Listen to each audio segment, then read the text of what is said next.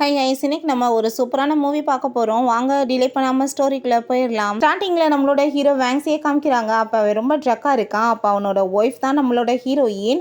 அவளோட நேம் ஜியா. நீ இப்போ எனக்கு என்ன கொடுத்து அப்படின்றத சொல்லிட்டு அங்கே கேட்கும்போது நான் உன்னை என்ன பண்ணணுமோ அதான் பண்ண போகிறேன் அப்படின்றத சொல்லிட்டு அங்கே ட்ரெஸ்ஸை ரிமூவ் பண்ணிட்டுருக்கா.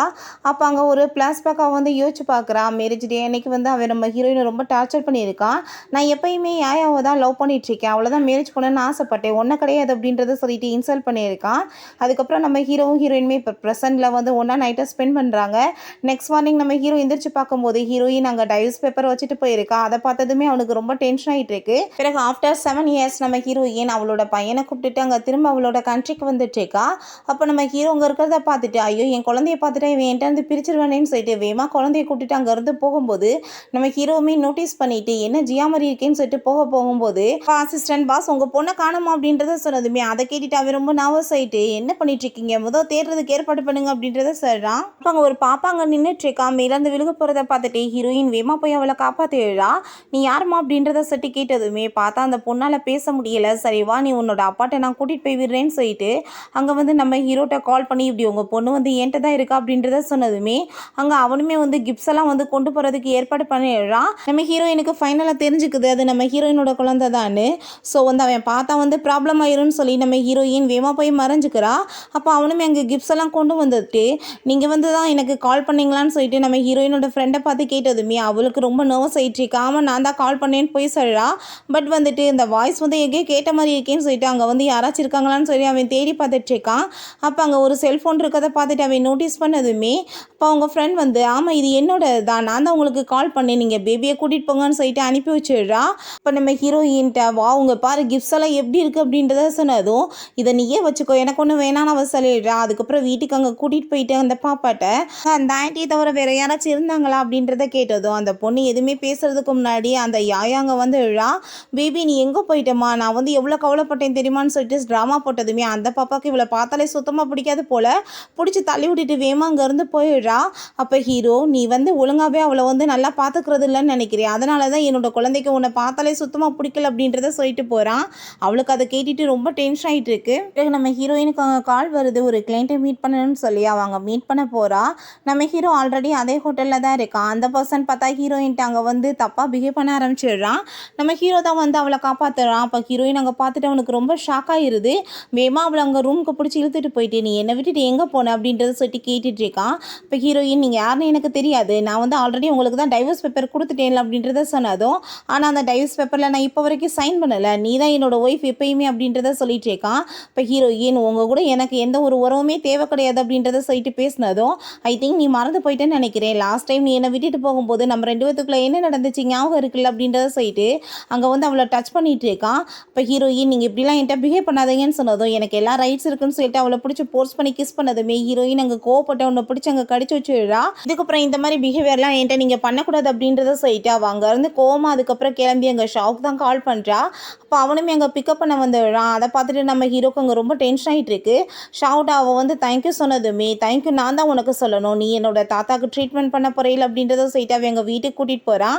இப்போ ஹீரோயின் அங்கே செக் பண்ணி பார்த்துட்டு இவரை குணப்படுத்திடலாம் அப்படின்றத சொல்லிட்டு அங்கே ட்ரீட்மெண்ட் பண்ண போகிறா. அப்போ அங்கே ஷாவோட சிஸ்டர் வேமா ஹீரோயினை பிடிச்சி தள்ளிட்டு ரொம்ப அசிங்கப்படுத்த ஆரம்பிச்சிடுறா. இப்போ நம்ம ஹீரோ தான் பிடிச்சிக்கிறான். அப்போ நீ தேவையில்லாமல் பேசிகிட்டு இருக்காத, நான் அவங்களுக்கு அனுமதி கொடுத்துட்டேன் அப்படின்றத சொன்னதும் அவள் என்ன டாக்டர் அவர் ட்ரீட்மெண்ட் பண்ணி சரியாகிறதுக்கு அப்படின்றத சொல்லிட்டு இன்சல்ட் பண்ணும்போது நம்ம ஹீரோயின் அங்கே ட்ரீட்மெண்ட் பண்ணுறா. தாத்தாவுக்குமே சரியாயிருது. அப்போ நம்ம ஹீரோயின் நான் கிளம்ப போகிறேன்னு சொன்னதும் அங்கே நம்ம ஹீரோ நீ ரொம்ப இன்சல்ட் பண்ணிட்ட அவளை, ஸோ நீ இப்போ அவள்கிட்ட சாரி கேட்கணும் அப்படின்றத சொன்னதுமே அங்கே கோமா சாரி கேட்டுட்டு அங்கேருந்து போயிட்டுருக்கா.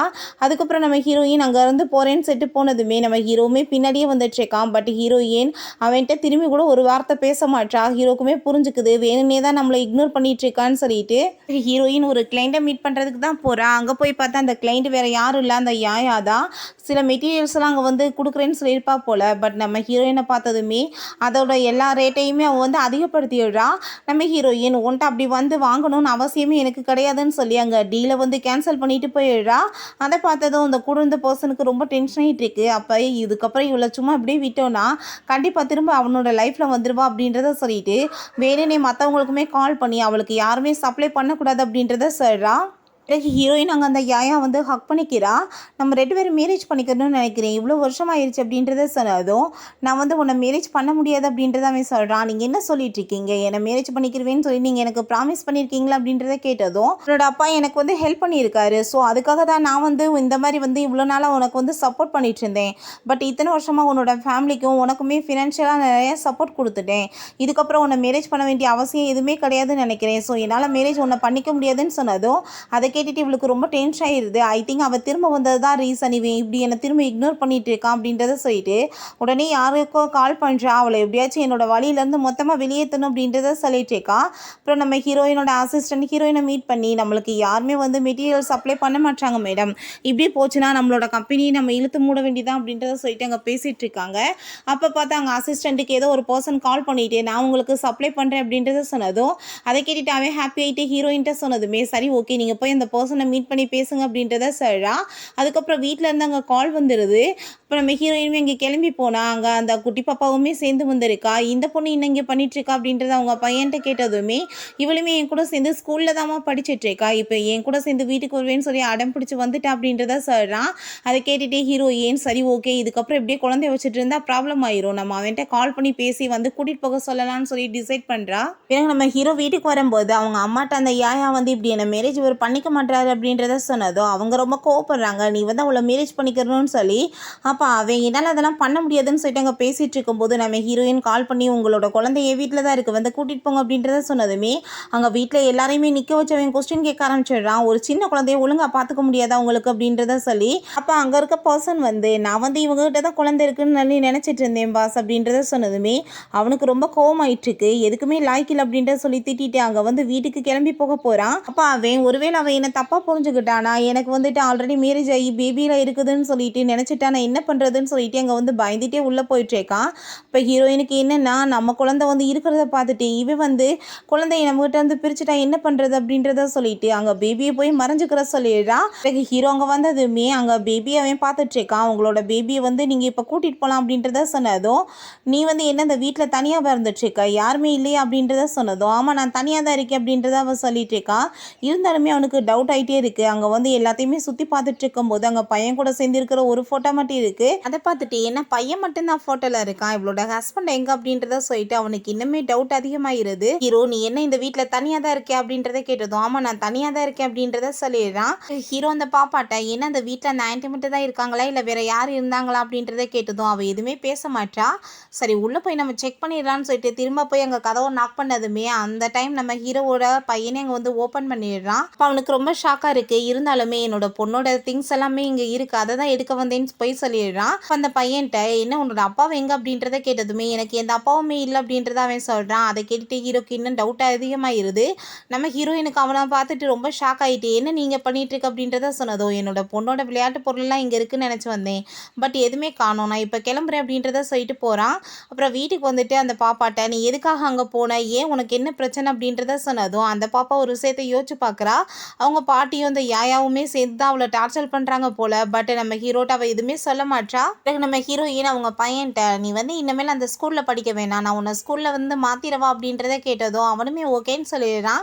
நெக்ஸ்ட் டே அங்கே ஸ்கூலில் வந்து டிசியெல்லாம் வாங்கிட்டு போகும்போது நம்ம ஹீரோ வந்து, நீ இப்போ எங்கே போயிட்டுருக்க குழந்தைய கூப்பிட்டுட்டு அப்படின்றத கேட்டதும், நான் வந்து ஸ்கூலை விட்டுட்டு போகிறோம், வேறு ஸ்கூலுக்கு போக போகிறோன்னு சொன்னதும், நீ அப்படிலாம் பண்ணக்கூடாது அப்படின்றத சொன்னதும், அதை சொல்கிறதுக்கு நீ யார், நீ தேவையில்லாமல் இந்த விஷயத்தில் தலையிடுற வேலை வைக்காது அப்படின்றத சொல்லிட்டு அங்கே வந்து அவள் ஆஃபீஸ்க்கு கிளம்பி போயிடுறா.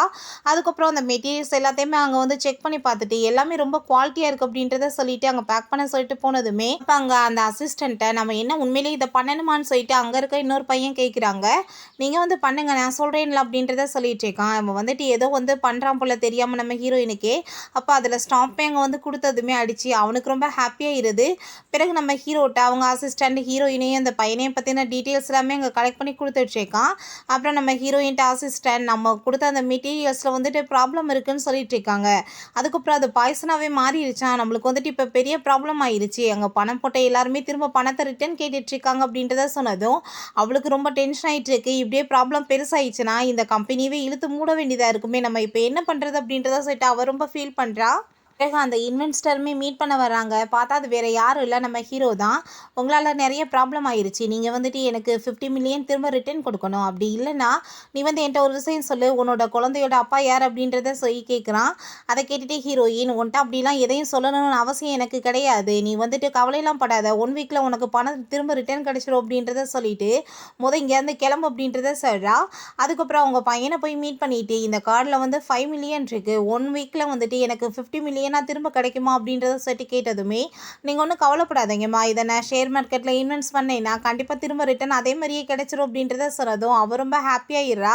அதுக்கப்புறம் ஹீரோ அசிஸ்டன்ட்ட, என்ன அவங்க கம்பெனிலேருந்து நம்மளுக்கு பணம் எதுவும் வந்துருச்சா? எதுவும் கால் வந்துச்சா? அப்படின்றத கேட்டதும், இல்ல பாஸ் இன்னும் எதுவுமே வரல அப்படின்றத சொல்லிட்டு இருக்காங்க.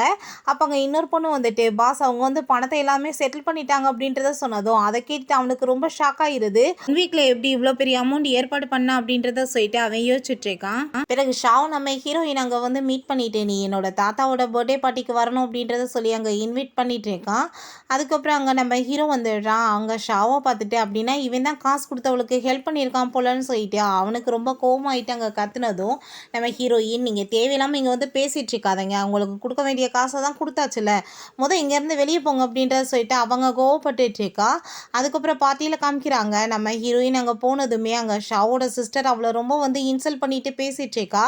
இப்ப எதுக்காக நீ வந்து இப்படிலாம் மேக்கப் போட்டுட்டு இங்க வந்திருக்க? என்னோட பிரதர வந்து உன்னோட வலையில விழுக வைக்கணும்னு நினைக்கிறியா? அப்படின்றத கேட்டதும், தேவையில்லாம நீ இப்படி பேசிட்டு இருக்காத. என்ன வந்து இன்வைட் பண்ணியிருக்காங்க. ஸோ நான் வந்திருக்கேன் அப்படின்றத அவ சொல்லிட்டு இருக்கா.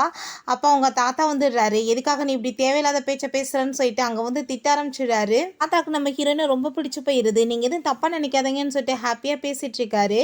அப்ப அங்க நம்ம ஹீரோ, நான் இவங்க கிட்ட தனியா பேசணும்னு சொல்லிட்டு ஹீரோயின கூட்டிட்டு போயிட்டு, உனக்கும் அந்த ஷாவுக்கு வந்துட்டு என்ன ரிலேஷன்ஷிப்? நீ வந்து உண்மைய சொல்லு அப்படின்றத கேட்டதும், நீ இப்ப எதுக்கு தேவையில்லாம இதெல்லாம் பத்தி பேசிட்டு இருக்க? ஆல்ரெடி நம்ம 2 பேருமே பிரிஞ்சுட்டோம். நீ இப்ப தேவையில்லாம இதெல்லாம் என்ட்ட கேட்கக்கூடாது.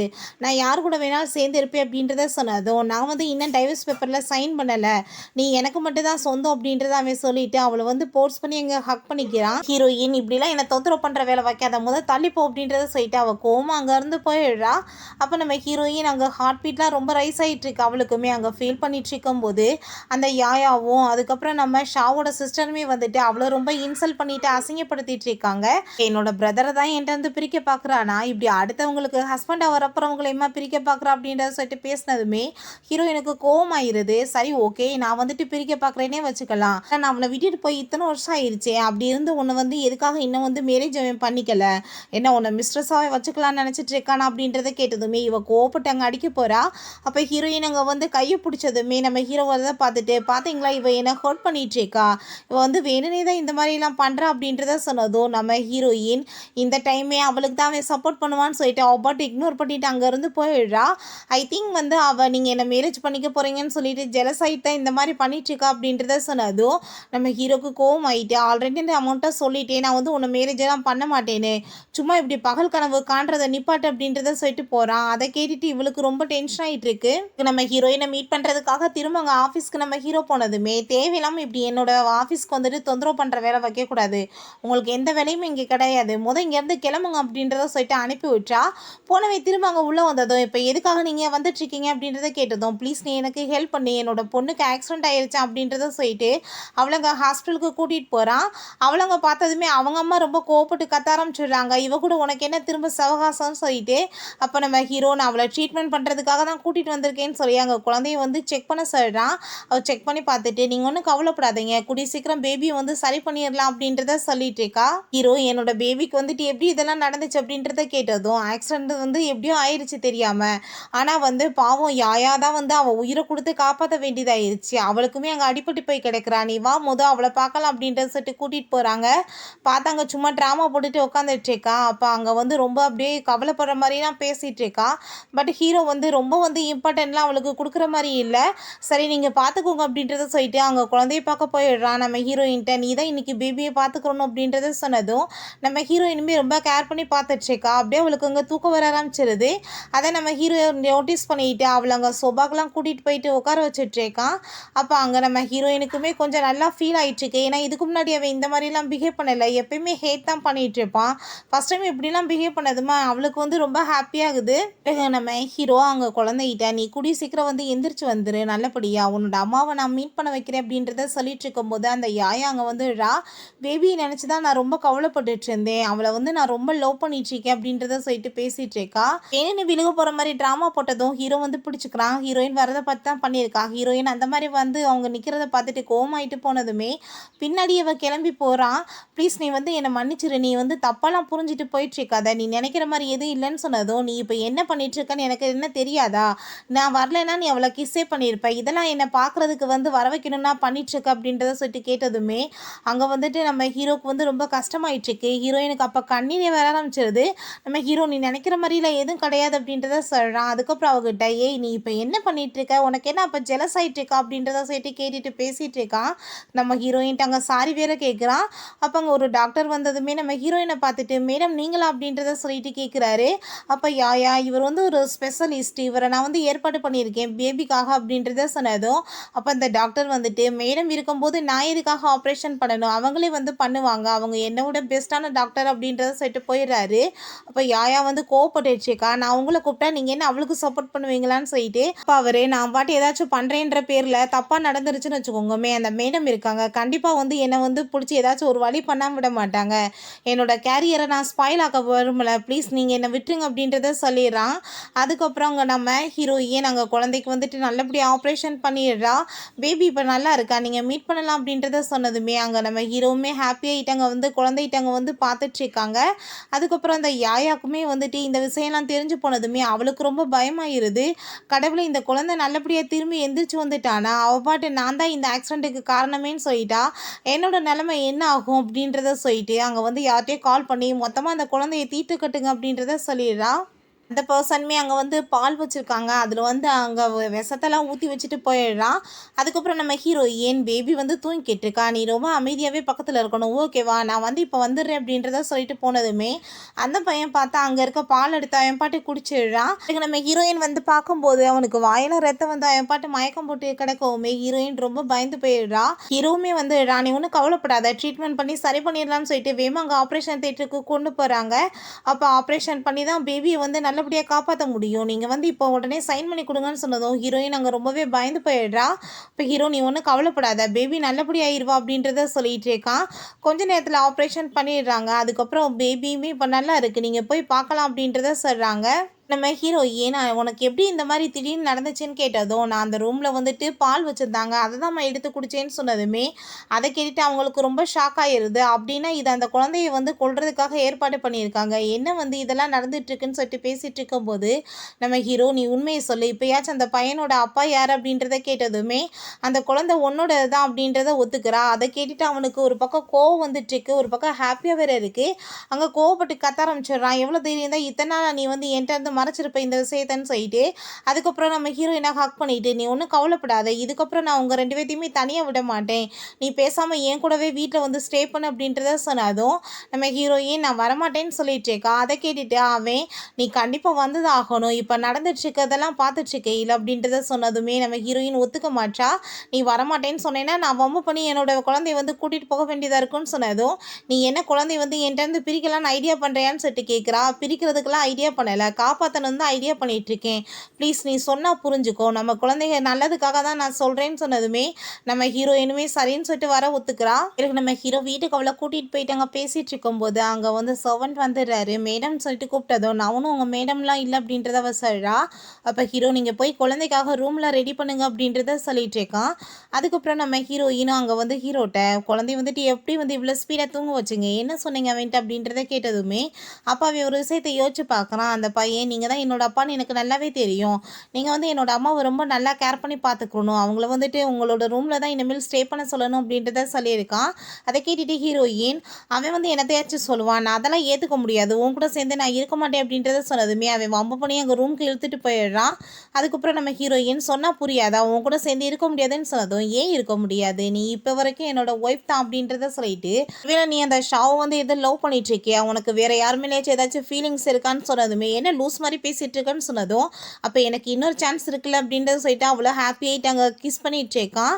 அப்புறம் நெக்ஸ்ட் மார்னிங் நம்ம ஹீரோ நான் வந்துட்டு எப்பயுமே ஒன்றை மட்டும் தான் நினச்சிட்ருக்கேன் அப்படின்றத சொல்லிட்டு நான் இப்போ ஆஃபீஸ்க்கு போயிட்டு வரேன்னு சொல்லி அங்கேருந்து கிளம்பிடுறான். அப்போ அந்த யாயா அங்கே வந்துடுறா.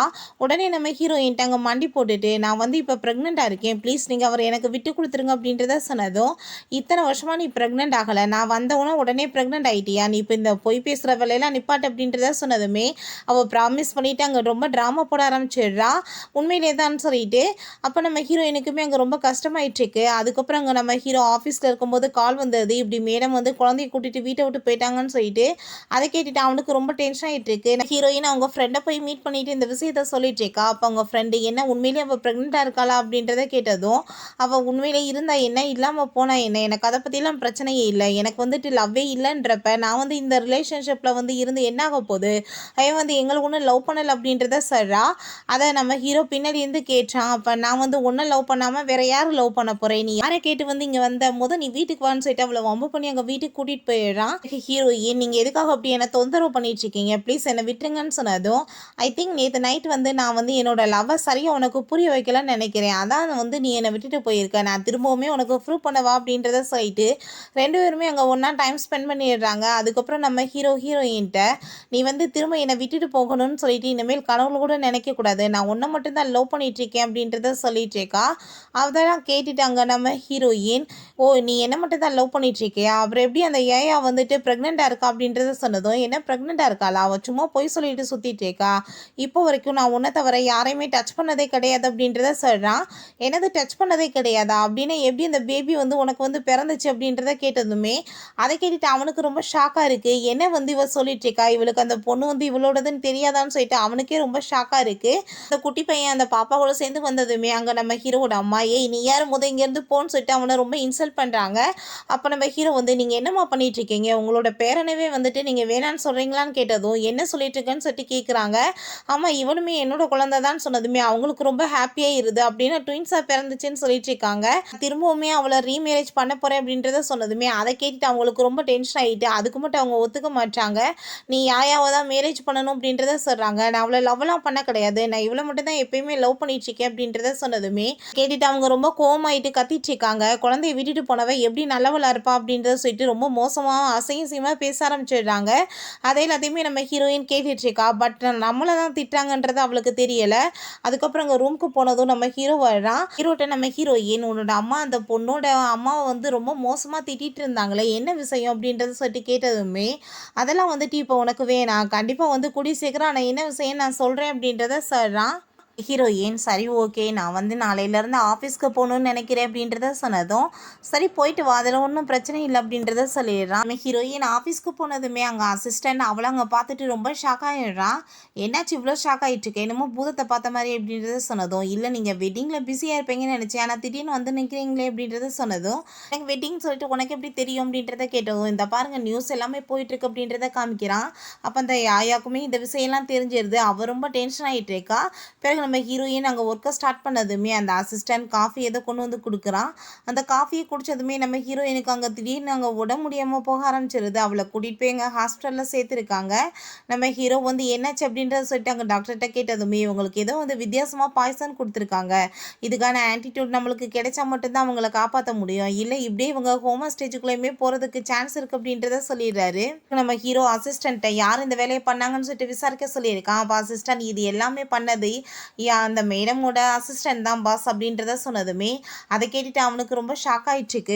அவனை வந்து மீட் பண்ணி பேசுறதுக்கு ஏற்பாடு பண்ணுங்க அப்படின்றத சொல்கிறான். நம்ம ஹீரோயினோட அசிஸ்டண்ட்டே அவனுக்கு கால் பண்ணிட்டு உன்னோட ஒய்ஃபை காப்பாற்றணுன்னா நான் சொல்கிற மாதிரி நீ அந்த யாயாவை வந்து மேரேஜ் பண்ணிக்கிறணும், அப்படின்னா தான் உனக்கு இந்த ஆன்டிடியூட் கிடைச்சி உன்னோட ஒய்ஃபை காப்பாற்ற முடியும் அப்படின்றத சொல்லிடுறான்.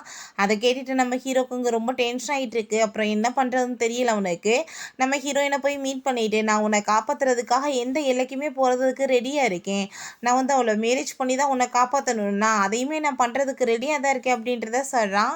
அந்த யாயாவுமே அவன் போய் மீட் பண்ணிட்டு மேரேஜை பற்றி பேசினதும் அவள் ரொம்ப ஹாப்பியாகிடுறா. கண்டிப்பாக நான் உங்களுக்கு ஹெல்ப் பண்ணுறேன். அந்த ஆட்டிடியூட் வந்து நீங்கள் இந்த மேரேஜ் பண்ணீங்கன்னா கண்டிப்பாக உங்களுக்கு கிடைக்கும். உங்கள் ஒய்ஃபையுமே நீங்கள் காப்பாற்றிடலாம் அப்படின்றத சொன்னதும் அங்கே நம்ம ஹீரோவுமே ஓகேன்னு சொல்லிடுறான். அதுக்கப்புறம் இந்த ஆயா வந்து அவன்கிட்ட கால் பண்ணி அவள் பேசிகிட்டு இருக்கா.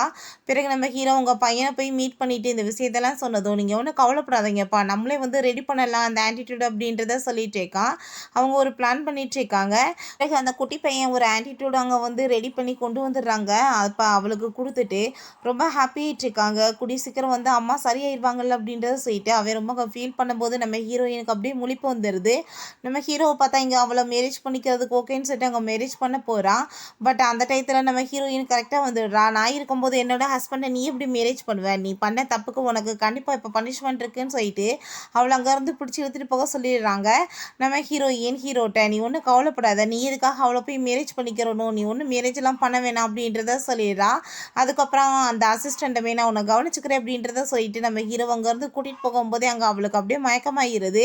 அதுக்கப்புறம் அந்த குட்டி பையன் செக் பண்ணிவிட்டு அவங்க அம்மாவுக்கு வந்துட்டு இன்னுமே சரியாகலப்பா, நம்ம வந்துட்டு கொஞ்சம் வந்து நம்மளாக தானே ரெடி பண்ண அந்த ஆன்டிடியூடை ஒரிஜினலாக வந்து கிடைச்சாதான் காப்பாற்ற முடியும் அப்படின்றத சொல்லிட்டு ஃபீல் பண்ணிகிட்டு இருக்கான்.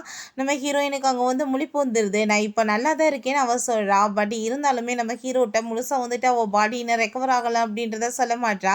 ஹீரோக்கு அங்கே ரொம்ப கவலையாயிடுச்சுக்கு. நீ ஒன்றும் கவலைப்படாத, உனக்கு எதுவுமே நான் நடக்க விட மாட்டேன், கூடிய சீக்கிரம் அந்த மாற்று மருந்து நான் கண்டுபிடிச்சி உன்னை காப்பாற்றிடுவேன் அப்படின்றத சொல்லிட்டு இருக்கும்போது நம்ம ஹீரோயின் நீங்கள் ஒன்றும் கவலைப்படாதீங்கன்னு சொல்லிட்டு அவளாவே வந்து அங்கே ரெடி பண்ணுறதுக்கு ஸ்டார்ட் பண்ணிடுறா.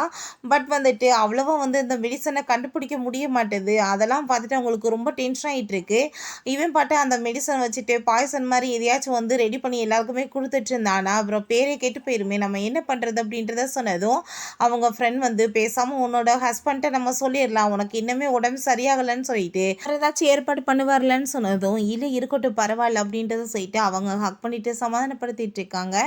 பிறகு அந்த யாயா நீ வந்துட்டு எப்படியாச்சும் எனக்கு அவனை மேரேஜ் பண்ணி வைக்கணும், இந்த ஆட்டிடியூடு வந்து அவ்வளோ ஈஸியாலாம் கொடுக்கக்கூடாதுன்னு சொன்னதும் நீங்கள் சொல்கிற மாதிரியே நான் பண்ணுறேன்னு அவன் சொல்லிட்டு இருக்கான். அதுக்கப்புறம் நம்ம ஹீரோயின் அங்கே ரொம்ப உடம்பு முடியாமல் இருக்கிறத பார்த்துட்டு ஹீரோ என்னாச்சு ஏன் இவ்வளோ டயர்டாக இருக்குது அப்படின்றத கேட்டதும் இந்த பாருங்கள் நான் நல்லா தான் இருக்கேன், சும்மா தான் நான் வந்துட்டு ஒர்க்கில் ரொம்ப பிஸியாக இருந்தேன் அதனால தான் அப்படின்றத சொன்னதுமே நம்ம ஹீரோ வா நானே உன்னை கூட்டிகிட்டு போகிறேன்னு சொல்லிட்டு அங்கே தூக்கிட்டு போயிடுறான். அதுக்கப்புறம் அவளை அங்கே போய் வந்து படுக்க வைக்கிறான். அவள் படுத்தவொடனே தூங்கிடுறான். அவனுக்கு புரிஞ்சுக்குது இவளுக்கு ரொம்ப உடம்பு சரியில்லாமல் இருக்குன்னு. அதுக்கப்புறம் அவங்க நேராக ஃப்ரெண்டை போய் மீட் பண்ணிட்டு என்ன நடந்துட்டுருக்குன்னு உண்மையை கேட்டதுமே அந்த பொண்ணு எல்லா விஷயத்தையும் சொன்னதும் அதை கேட்டுட்டு நம்ம ஹீரோக்கு அங்கே ரொம்ப டென்ஷன் ஆகிட்டு இருக்கு. அதுக்கப்புறம் ஹீரோயினை வீட்டில் காமிக்கிறாங்க. அவள் எந்திரிச்சு கீழே இறங்க போகிறா. பார்த்தா அங்கே வந்துட்டு விழுந்துடுறா. ஹீரோக்கு வந்து புரிஞ்சுக்குது ரொம்ப பாடி கண்டிஷன் ரொம்ப மோசமாக இருக்குன்னு சொல்லிட்டு கண்டிப்பாக நான் உனக்கு ஹெல்ப் பண்ணுறேன், நான் வந்து என்ன வந்து செலவானாலும் பரவாயில்ல, என்ன வேணாலும் வேல்யூ கொடுக்கறதுக்கு ரெடியாக இருக்கேன், அந்த மெடிசனை நான் திரும்ப உனக்கு வாங்கி கொடுத்துருவேன்னு சொன்னதும் நீங்கள் அப்படிலாம் பண்ணாதீங்க, நான் ஒரு டாக்டராக இருந்து நான் வந்து என்னால் கண்டுபிடிக்க முடியல, நான் அதை விட கில்ட்டி எனக்கு என்ன இருக்குது, மற்றவங்களாம் என்னை பற்றி என்ன நினைப்பாங்க, நான் எல்லாருக்கும் முன் உதாரணமாக இருக்கணும், நான் போயிட்டு இப்படி காசு கொடுத்து அந்த மெடிசனை வாங்கினேன்னா மற்றவங்களுக்கு என்ன பிரயோஜனம் இருக்குது, நானே கண்டுபிடிச்சிருவேன் அப்படின்றத சொல்லிட்டு இருக்கா. அதுக்கப்புறம் அங்கே வந்து முழுசாக வந்துட்டு வீரியமாக வந்து செயல்பட ஆரம்பிச்சிடுறா. அங்கே ஃபைனலாக வந்து அந்த மெடிசனையுமே அவள் கண்டுபிடிச்சிடுறா. அதை பார்த்துட்டு எங்கள் ஹீரோயினுக்கு ரொம்ப ஹாப்பியாக இருது. பட் இருந்தாலும் அவளுக்கு ரொம்ப கவலை ஆயிட்டுருக்கு. இன்னுமே நான் என்ன பண்ணுறது, அவன்கிட்ட அந்த பாய்சன் இருக்கேன்னு சொல்லிட்டு அவள் ரொம்ப ஃபீல் பண்ணிகிட்டு இருக்கா. நம்ம கண்டிப்பாக இதுக்கு ஏதாச்சும் ஒரு வழி பண்ணணும் அப்படின்றத சொல்லிட்டு இருக்கா. அப்புறம் அந்த யாயா அந்த அசிஸ்டண்ட்டை மீட் பண்ணிட்டு உண்மையிலேயே என்ன அவளுக்கு மாற்று மருந்து கிடச்சிருச்சு, அவள் என்ன சரியாயிட்டலான்னு சொன்னதும் அதெல்லாம் நடக்க சான்ஸே கிடையாது, அவள் இன்னும் 1 மந்த்தில் இல்லைன்னா செத்து போயிடுவா, அவங்க என்ன வந்து விலை கொடுத்துனாலும் என்கிட்ட வாங்கி தான் ஆகணும் அப்படின்றத சொல்கிறான்.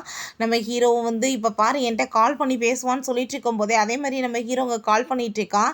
இந்த யாயாவுக்கு பார்த்து அங்கே ரொம்ப ஹாப்பியாகிட்டு இருக்கு. எப்படினாலும் வந்து நம்மளை மேரேஜ் பண்ணிக்கிறவான்னு சொல்லி அதுக்கப்புறம் நம்ம ஹீரோவோட ஆளு பாஸ் இங்கே பாருங்கள் நம்ம கையில் வந்துருச்சு இந்த விஷயம்னு சொல்லிட்டு கொண்டு போய் கொடுத்ததுமே அவங்களுக்கு வந்துட்டு நல்ல ஐடியா வந்தது, இதுக்கப்புறம் இவனை சும்மா விடக்கூடாதுன்னு சொல்லிட்டு இப்போ இவங்க வந்து வாஷ்ரூம் போயிட்டு வரேன்னு சொல்லிட்டு போகும்போது அங்கே அந்த அசிஸ்டண்ட்டை வந்து சுற்றி வளைச்சிடுறாங்க. நீ வந்து தேவையில்லாமல் என் மேலே கை வச்சு பார்த்தேன்னா உன்னோட ஒய்ஃபை நீ காப்பாற்ற முடியாதுன்னு சொன்னதும் ஹீரோ போட்டு செமையாக சாத்த ஆரம்பிச்சிடுறான். நீ என்ன நினச்சிட்ருக்க, அந்த மெடிசன் ஆல்ரெடி எங்களோட கைக்கு வந்துருச்சு, இதுக்கப்புறம் நீ பண்ண பாவங்களுக்கு உனக்கு கண்டிப்பாக பனிஷ்மெண்ட் மட்டும்தான் கிடைக்க போகுது, வேறு எதுவும் கிடைக்காது அப்படின்றத சொல்கிறான்.